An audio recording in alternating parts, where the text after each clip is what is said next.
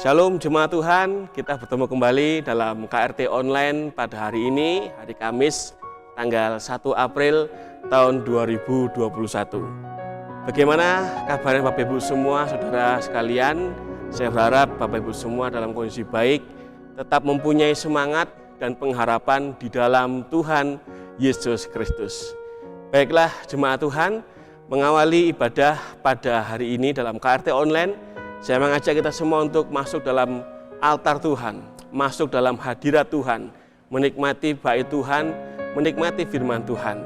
Oleh karena itu, marilah kita mengangkat satu pujian yang berjudul Sujud di Altarnya, sebagai pujian membuka ibadah KRT Online kita pada hari ini.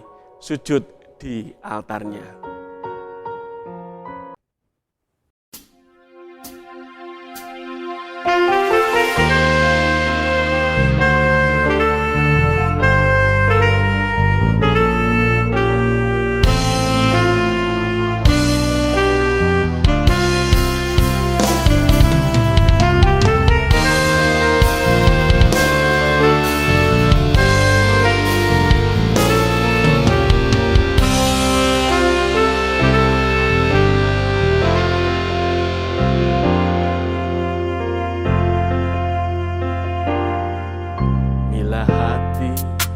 Terasa berat, tak seorang pun mengerti bebanku.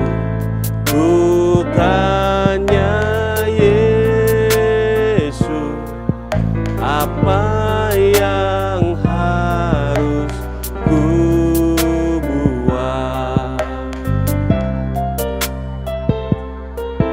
Dia berfirman, mari datanglah. Dia selalu pedulikan aku. Ku datang Yesus, Dia pikul segala bebanku. Sujud di altarnya,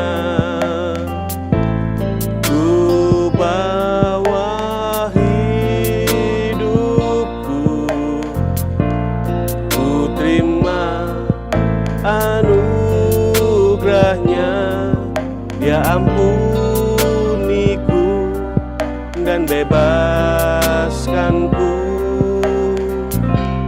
Dia ubah hidupku, baharui hatiku. Sesuatu terjadi saat datang di altarnya.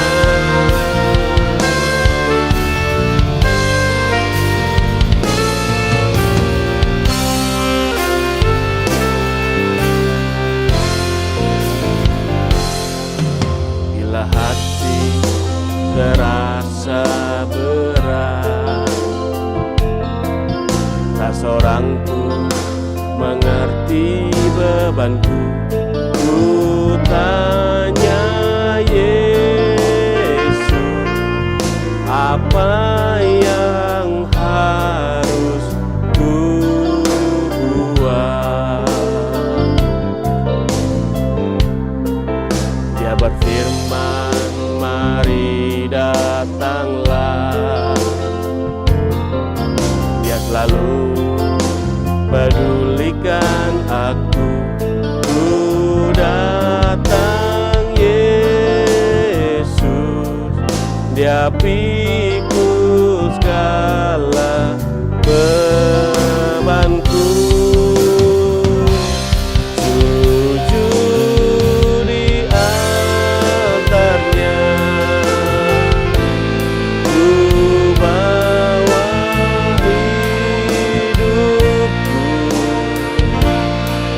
terima anugerahnya, Dia ampuni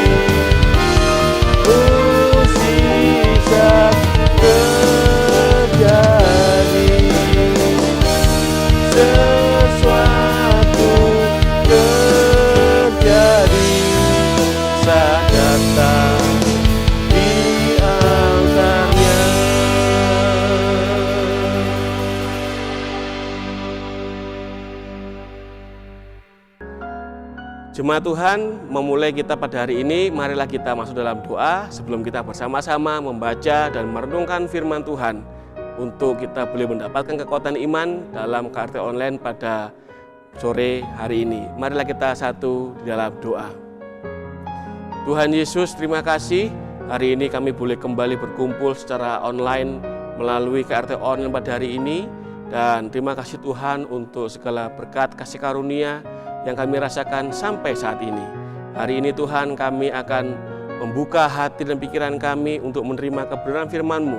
Dan biarlah firman Tuhan pada hari ini memberkati kami, menolong kami dan menguatkan iman kami untuk senantiasa tetap teguh dan kuat berpengharapan hanya kepada Tuhan Yesus. Terima kasih Bapa, berbicaralah kepada kami dan kami siap untuk menerima dan mendengarkan firman-Mu. Dalam nama Tuhan Yesus Kristus, Sang Firman yang hidup, kami berdoa dan mohon berkat lewat firman-Mu. Amin.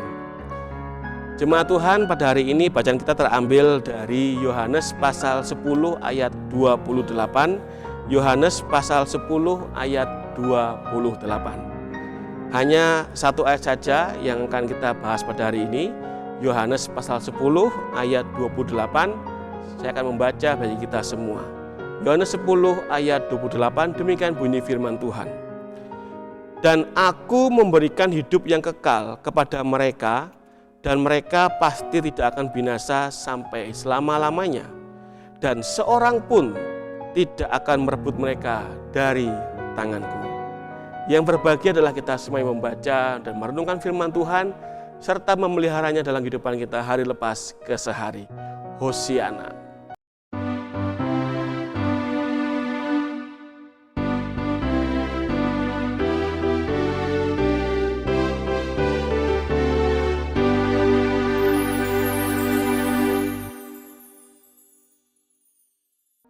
Shalom jemaat Tuhan yang dikasihi dan mengasihi Tuhan Yesus Kristus. Saya harap kita semua masih dalam kondisi kekuat dan juga mempunyai satu iman yang baik dan berpengharapan kepada Tuhan Yesus. Baik, hari ini adalah hari Kamis tanggal 1 April tahun 2021. Dan dalam kalender gereja disebut dengan istilah Kamis Putih. Nah, kalau sudah masuk Kamis Putih, maka besok Jumatnya itu pasti akan ada momen Jumat Agung. Dan pada hari Minggunya itu adalah merayakan Paskah. Kalender gereja itu dibuat adalah untuk memperingati karya agung dan mulia dari Tuhan kita Yesus Kristus. Karena karyanya itulah maka kita mendapatkan jaminan keselamatan. Itulah tema KRT kita pada hari ini, yaitu jaminan keselamatan. Jemaat yang dikasihi Tuhan Yesus, bicara soal jaminan keselamatan dalam konteks iman Kristen adalah bicara soal kepastian. Namanya kepastian berarti hal yang sudah pasti. Mungkin ada yang berkata begini, di dunia ini itu ada yang tidak pasti kok. Semua itu bisa berubah, enggak semuanya itu pasti. Nah, pernyataan ini tidak sepenuhnya salah, juga tidak sepenuhnya benar. Ada benarnya pernyataan ini kala berlaku untuk manusia dan semua kehidupannya. Karena manusia dan kehidupannya itu tidak ada yang pasti. Ya kan? Nah, tetapi pernyataan ini tidak berlaku bagi Tuhan yang penuh dengan kepastian. Nah, apalagi jika yang mengatakan itu adalah Tuhan sendiri. Tentulah ini adalah hal yang sangat-sangat berbeda sama sekali. Nah, jaminan keselamatan itu artinya adalah bahwa keselamatannya itu dijamin. Ya, kalau kita bicara soal keselamatan dalam ranah iman Kristen, sesuai dengan kata kitab suci, jadi bukan kata A, B, C, tapi kata kitab suci, kondisi selamat artinya adalah kondisi selamat dari hukuman Tuhan. Ya, jadi selamat ini bicara soal kita itu bebas atau terlepas dari hukuman Tuhan. Dalam Yohanes 3 ayat 18 dikatakan demikian, barang siapa percaya kepadanya, ia tidak akan dihukum. Barang siapa tidak percaya, ia telah berada di bawah hukuman. Sebab ia tidak percaya dalam nama Anak Tunggal Allah. Nah, mengapa kok dihukum? Memangnya ada salah apa? Kok sampai ada hukuman Tuhan untuk manusia? Ya, jemaat Tuhan, manusia itu menjadi terdakwa hukuman, itu semua karena dosa yang ada dalam hidup manusia. Di dunia ini tuh tidak ada manusia yang suci, semuanya berdosa. Lagi-lagi kitab suci memberikan informasi tersebut. Roma 3 ayat 10 sampai 12. Saya akan membacakan Roma 3 ayat 10 sampai 12. Seperti ada tertulis, tidak ada yang benar, seorang pun tidak. Tidak ada seorang pun yang berakal budi, tidak ada seorang pun yang mencari Allah. Semua orang telah menyeleweng, mereka semua tidak berguna, tidak ada yang berbuat baik, seorang pun tidak. Luar biasa bukan? Alkitab mengatakan bahwa manusia memang di bawah hukuman Allah ya karena dosa. Roma 3:23 mengatakan hal yang sama, karena semua orang telah berbuat dosa dan telah kehilangan kemuliaan Allah. Apa yang ditulis dalam kitab suci sudah sangat jelas bahwa memang kondisi manusia itu dalam kondisi manusia yang sudah berdosa. Sehingga kondisi inilah yang menjadikan manusia itu berada di bawah hukuman Allah. Nah, Tuhan Yesus Kristus menyelamatkan kita semua dari hukuman Allah itu. Itulah sebabnya Dia adalah jaminan keselamatan bagi semua orang yang percaya kepadanya. Hanya yang percaya kepadanya. Nah, tentu ini menjadi suatu pemikiran bagi kita semua.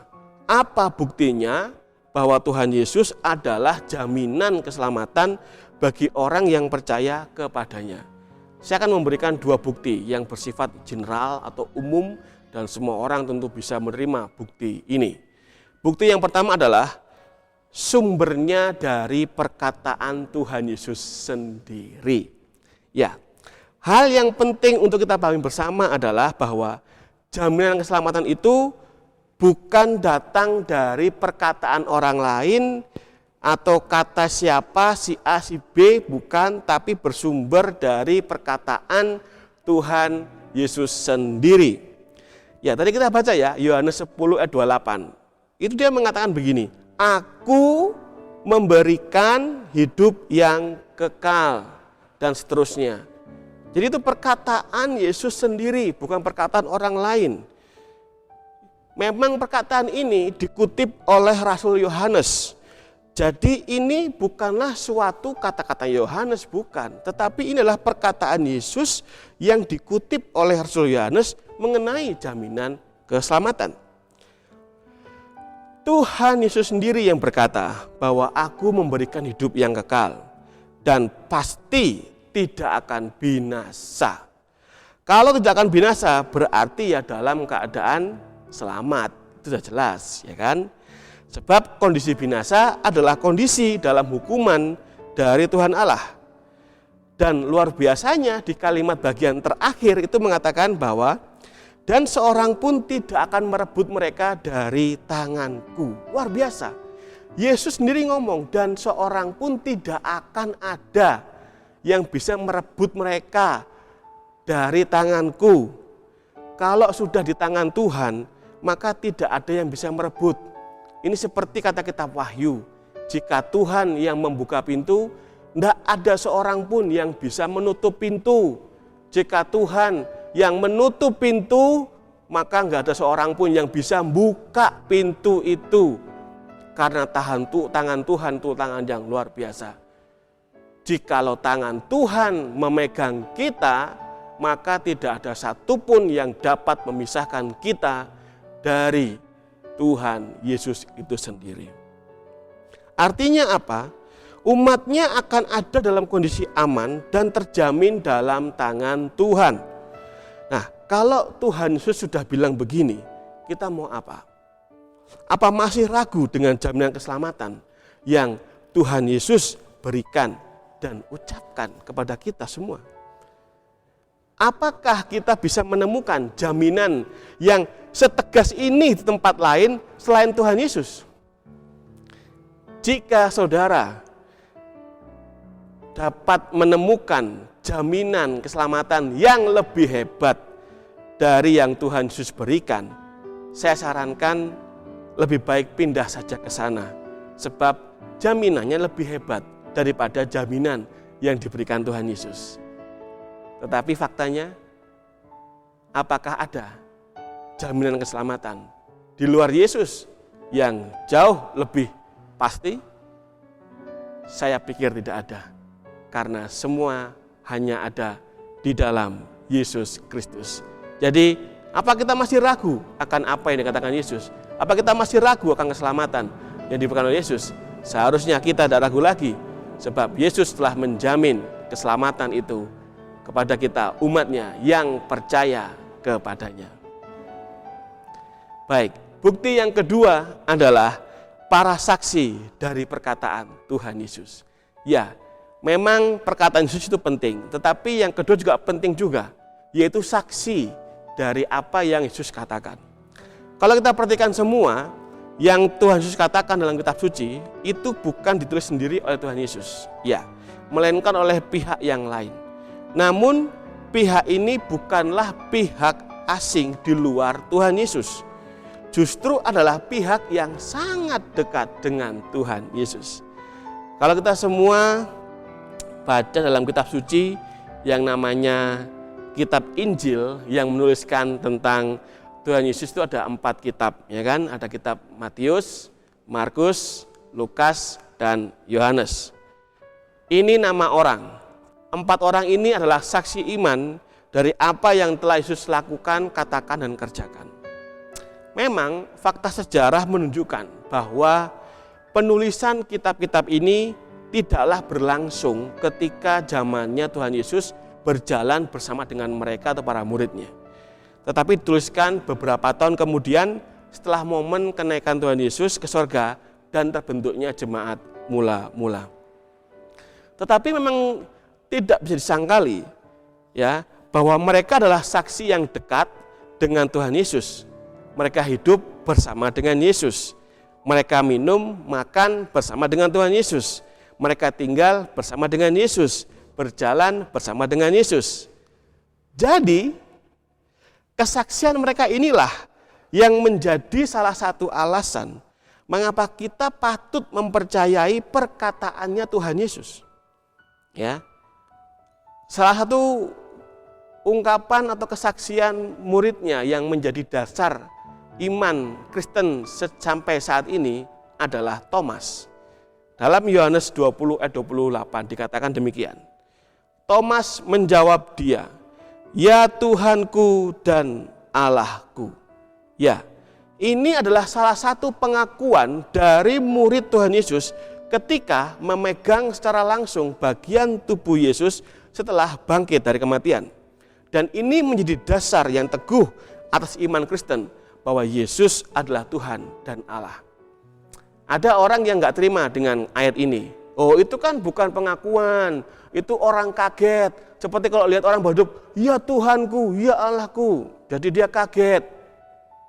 Saudaraku semua, kaget dengan menyebut nama Tuhan itu tidak berlaku bagi kehidupan orang-orang Yahudi. Kenapa? Karena mereka akan terbentur dengan hukum yang ketiga. Jangan menyebut nama Tuhan Allahmu dengan sembarangan. Jadi otomatis sangat-sangat kecil kemungkinan dan bahkan bisa dikatakan hampir tidak akan mungkin itu hanya sekedar ungkapan kaget.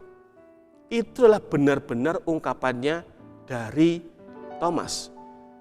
Lebih jauh lagi kalau kita baca di ayat yang berikutnya, kan Tuhan Yesus mengatakan, engkau percaya karena engkau melihat, tetapi berbahagialah orang yang tidak melihat namun percaya. Berarti Yesus membenarkan apa yang menjadi pengakuannya Thomas. Inilah kesaksiannya. Yohanes 13:13 mengatakan, kamu menyebut aku guru dan Tuhan, dan katamu itu tepat. Sebab memang akulah guru dan Tuhan. Ini jelas juga. Ini adalah perkataan Yesus sendiri yang mengatakan siapa dia. Ketika para murid mengatakan Tuhan, ya kan, dikatakan kamu menyebut aku guru dan Tuhan. Kamu berarti kan para murid ini sebenarnya. Dan Tuhan nggak menyalahkan, salah, aku tuh bukan Tuhan. Tuhan nggak nyalahkan mereka. Tapi Tuhan Yesus mengatakan apa? Katamu itu tepat. Sebab memang akulah guru dan Tuhan. Jadi kesaksian orang-orang terdekat Yesus, para murid Yesus, ini adalah hal yang perlu kita pegang dan merupakan bukti bahwa jaminan keselamatan itu merupakan benar adanya. Nah, kalau di sekeliling kita ada yang meragukan kesaksian para murid tentang Tuhan Yesus, maka kita seharusnya jangan sampai kehilangan akal sehat, saudara semua. Ya, ketika si A berkata, Yesus itu bukan Tuhan, dia hanya manusia biasa. Ketika si B berkata, Yesus lahir dari hubungan antara Allah dan Maria. Ketika si C berkata, Yesus itu hanya manusia biasa dan tidak bisa jadikan Tuhan. Dia sama kayak kita manusia. Dan kata si D, si E, si F, si G, dan seterusnya. Sekarang kita begini aja. Kalau contohnya begini ya, kalau kita mau tahu tentang Pak Jokowi, ya, lebih dekat, kita mau tanya ke siapa? Kalau mau tahu tentang Pak Jokowi lebih dekat, apakah kita akan bertanya ke para menteri-menterinya? Atau kita akan bertanya ke rekan bisnisnya? Atau bertanya ke orang-orang yang merupakan fansnya? Tentu tidak kan? Sudah jelas, kita akan bertanya yang jelas pertama ke orang tuanya, jika orang tuanya masih hidup. Yang kedua kita akan bertanya kepada siapa? Istrinya sebagai pendamping hidupnya. Kemudian ke anak-anaknya, ke saudara-saudaranya, seterusnya. Nah, mengapa demikian? Ya karena mereka itu adalah sumber terdekat dengan Pak Jokowi, sehingga sumber informasinya sudah pasti bisa dipercaya. Nah, sama dengan sumber kita terhadap berita jaminan keselamatan dari Tuhan Yesus. Selain dari perkataan Yesus sendiri, orang-orang terdekat Yesuslah yang kita percaya dan sumbernya adalah mereka yang akurat tentang kesaksian dari Tuhan Yesus itu sendiri. Dan sumber-sumber itu dibukukan sampai saat ini yang kita pegang yang disebut dengan Alkitab atau Kitab Suci. Jadi kalau ada orang yang belum pernah ketemu Yesus, belum pernah hidup seperti para murid Yesus, tinggal bersama dengan Yesus, terus ngomong jangan percaya dia itu Tuhan atau sebagainya, ya sebagai orang yang mempunyai akal sehat, saya akan berkata, loh kamu kan nggak pernah ketemu dia, kamu nggak pernah tidur sama dia, kamu nggak pernah melihat dia ngelakuin mujizat. Jadi saya tidak akan percaya apa yang kamu katakan. Saya lebih percaya perkataan para murid yang pernah hidup dan bersama-sama dia dan kesaksiannya tertulis sampai saat ini. Jemaat yang dikasihi dan mengasihi Tuhan Yesus Kristus, besok kita akan memperingati peristiwa Jumat Agung, peristiwa di mana Yesus disalibkan untuk menebus manusia dari dosa. Dan kalau ada yang bilang Tuhan Yesus nggak disalibkan, coba cek apakah yang bilang ini sumbernya dekat dengan Tuhan Yesus atau tidak. Kalau tidak, ya sudah bisa dipastikan bahwa pernyataannya adalah pernyataan palsu. Mengapa?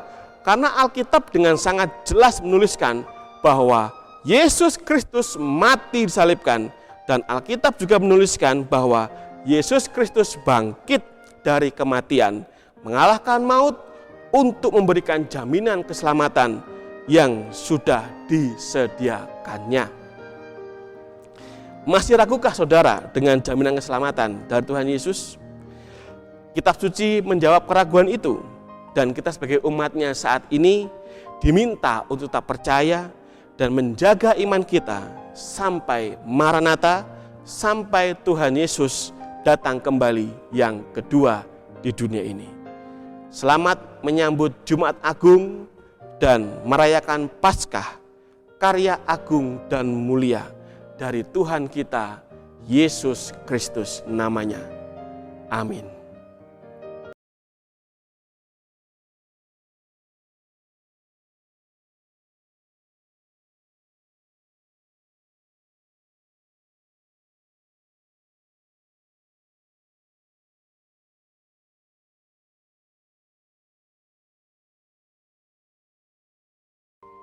Jemaat Tuhan, kita akan masuk dalam doa syafaat. Saya akan memimpin dalam doa, dan nanti di akhir doa akan kita berdoa bersama-sama dengan doa Bapa kami. Marilah kita satu dalam doa. Bapa dalam surga, terima kasih untuk firman Tuhan pada hari ini yang kembali memberikan kami pencerahan tentang jaminan keselamatan dari Yesus yang merupakan perkataan-Mu sendiri Tuhan, dan juga saksi-saksi terdekat dari Engkau yang masih berlaku sampai saat ini. Terima kasih Tuhan, biarlah ini semakin menguatkan kami dan mempersiapkan hati kami untuk memperingati Jumat Agung besok yang disertai dengan perjamuan kudus dan merayakan Paskah pada hari Minggu, merayakan kemenangan atas Tuhan Yesus, menang atas maut, membawa jaminan keselamatan atas kami, umat-Mu yang percaya kepadamu. Bapak terima kasih, kami juga berdoa Tuhan pada hari ini untuk beberapa hal yang kami doakan, untuk pelayanan di gereja atau berkati, baik itu majelis, pendeta, pengurus komisi, koster gereja, multimedia, dan song leader akan membaku mereka Tuhan, untuk bisa menjalankan pelayanan dengan berkat dan pertolongan Tuhan. Berdoa juga untuk jemaat-jemaat-Mu Tuhan dalam kehidupannya lepas hari, keluarga lepas keluarga, pribadi lepas pribadi, dalam segala yang dihadapi Tuhan. Yang bergumul sakit, yang percaya Tuhan memberikan kesembuhan dalam nama Yesus. Yang bergumul masalah ekonomi, Tuhan juga memberikan berkat rezeki kepada mereka. Bergumul masalah keluarga, Tuhan juga memberikan damai sejahtera dan pengampunan dalam rumah tangga mereka. Atau bergumul dalam pekerjaan, Tuhan membuka pintu berkat rezeki dalam pekerjaan yang dikehendaki Tuhan. Bapa, kami serahkan umat-Mu semua dalam pimpinan-Mu. Lebih-lebih Engkau mempersiapkan kami semua Tuhan untuk besok dalam perjamuan kudus Jumat Agung, untuk bisa meresapi akan salib adalah hal yang mulia dari Tuhan. Berkatilah Bapa agar semuanya berjalan dengan lancar. Demikian juga untuk Paskah nanti Bapa. Tuhan Yesus terima kasih. Kami juga terus berdoa untuk negara kami Indonesia. Berkati negara kami dalam menghadapi pandemi ini. Biarlah pemimpin kami Tuhan tambah-tambahkan hikmat dalam memutuskan untuk keputusan medis, juga keputusan ekonomi demi kemuliaan nama Tuhan atas Indonesia, negeri kami tercinta ini. Bapak terima kasih, inilah doa syafaat kami yang kami naikkan hanya kepadamu, dalam nama Tuhan Yesus Kristus, Tuhan Juru Selamat kami yang hidup, yang juga telah mengajar kami bersama-sama berdoa demikian. Bapa kami yang di sorga, dikuduskanlah namamu, datanglah kerajaan-Mu, jadilah kehendak-Mu di bumi seperti di sorga. Berikanlah kami pada hari ini makanan kami secukupnya, dan ampunilah kami akan kesalahan kami, seperti kami juga mengampuni orang yang bersalah kepada kami. Dan janganlah membawa kami dalam pencobaan, tapi lepaskanlah kami daripada yang jahat, karena Engkau yang punya kerajaan, dan kuasa dan kemuliaan sampai selama-lamanya. Amin. Jemaat Tuhan, mengakhiri KRT online kita pada hari ini, marilah kita bersama-sama menaikkan pujian yang berjudul Ku Kagum Hormat Akan Engkau.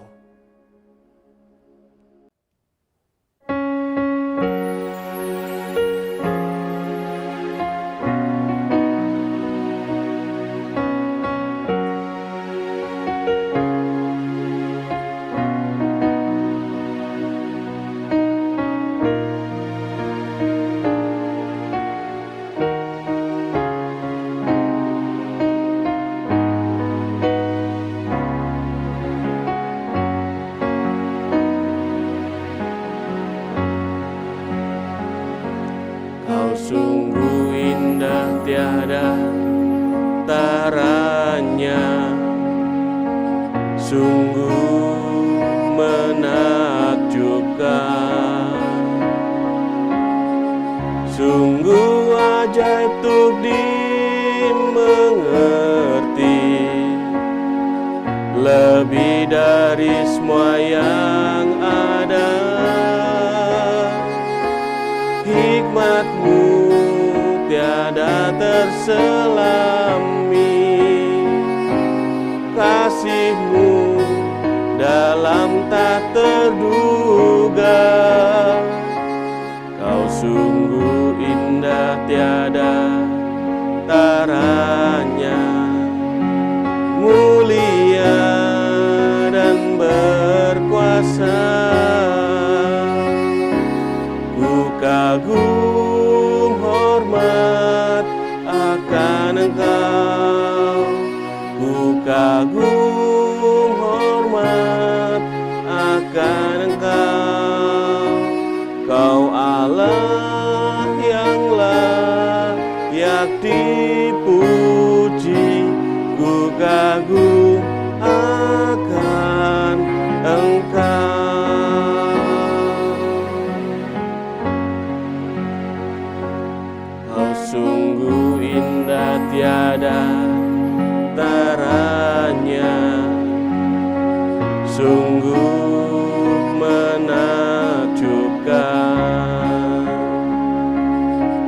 sungguh ajaib tuk dimengerti, lebih dari semua yang ada. Hikmat-Mu tiada terselami, kasih-Mu dalam tak terduga. Kau sungguh indah tiada taranya, mulia dan berkuasa. Ku kagum hormat akan Engkau, ku kagum hormat akan Engkau. Kau Allah yang layak dipuji, ku kagum akan Engkau.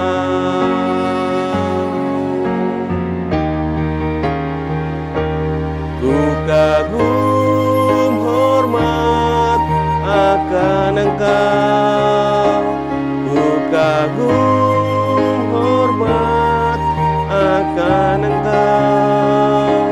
Kau Allah yang layak dipuji, ku kagum akan Engkau. Ku kagum hormat akan Engkau, ku kagum hormat akan Engkau.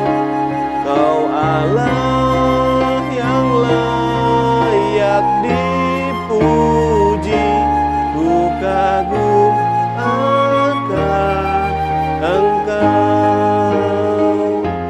Ku kagum akan Engkau, ku kagum akan Engkau.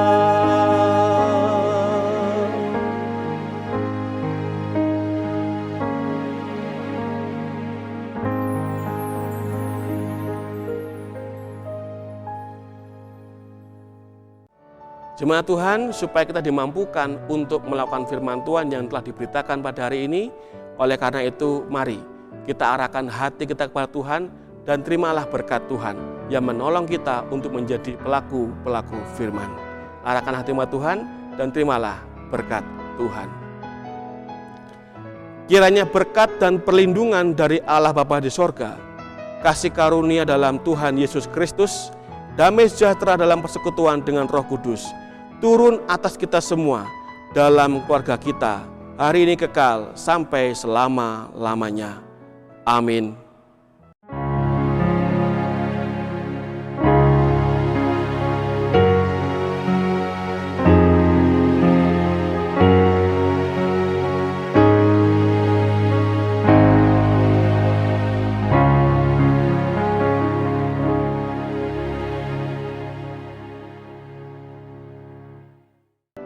Jemaat Tuhan, KRT online kita sudah selesai pada hari ini. Sampai ketemu lagi di KRT online minggu depan. Ingat bahwa Tuhan Yesus adalah jaminan keselamatan kita. Jangan pernah ragu lagi, jangan pernah bimbang lagi. Oleh karena itu, percayalah kepada Tuhan dan senantiasa berpengharaplah hanya kepada Tuhan Yesus Kristus. Salam sehat selalu dan tetap menjaga protokol kesehatan dimanapun kita berada. Salam sehat. Tuhan Yesus memberkati. Shalom.